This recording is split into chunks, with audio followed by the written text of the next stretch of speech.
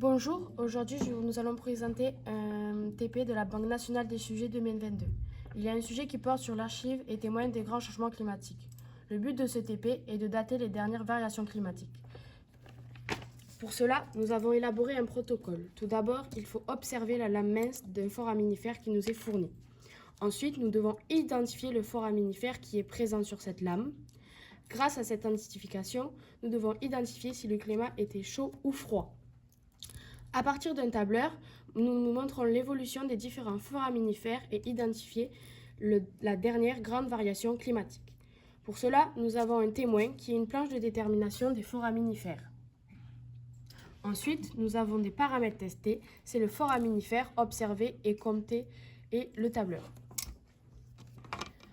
Donc pour commencer, nous avons observé au microscope un foraminifère que nous avons réglé sur 1x100 pour trouver un foraminifère. Nous avons trouvé sur cette lame le foraminifère palanchine tourné en roulement vers la droite.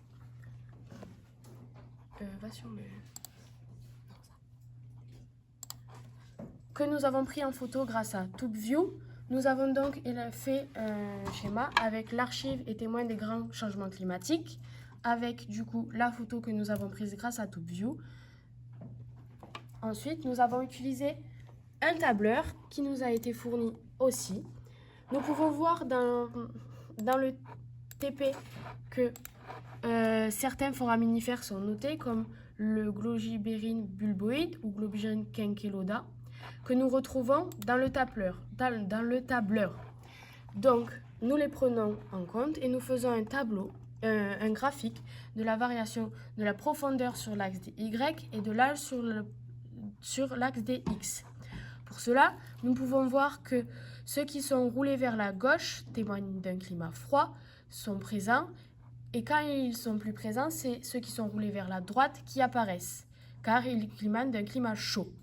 Nous pouvons donc observer une grande variation climatique en 18 000 avec un pic de climat froid, ce qui nous a permis d'avoir des résultats. Donc, selon l'enroulement de la coquille du foraminifère, on a pu déterminer le climat. Si on a surtout un enroulement dextère, cela veut dire que le climat est polaire et que l'enroulement est vers la droite. Si on a un roulement sénestre qui est vers la gauche, cela veut dire que le climat est tropical. Mais le tableur permet de préciser la dernière variation climatique. Selon les foraminifères observés et leurs exigences climatiques, on peut suivre leurs évolutions et donc le climat. Si on a des foraminifères caractérisés d'un climat chaud en grande quantité, cela veut dire qu'il faisait chaud à cette époque. Si on a des foraminifères caractérisés d'un climat froid en grande quantité, cela veut dire qu'il faisait froid à cette époque.